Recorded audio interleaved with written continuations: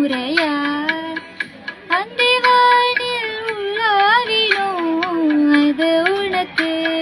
நினைவில்லையா இரு கரைகளை உடைத்திடவே பெருகிடுமே கடலலையே இரு உயிர் தத்தளிக்கையில் வழி சொல்லுமா கலங்கரையே உணதலைகள் நினையடிக்க கரை சேரதும் கனாவில் நிகழ்ந்திட அனல் மேலே பனித்துளி அலை பாயும் நொறுக்கிறே மரம் தேடிடும் மழை துளி இவைதானே இவளே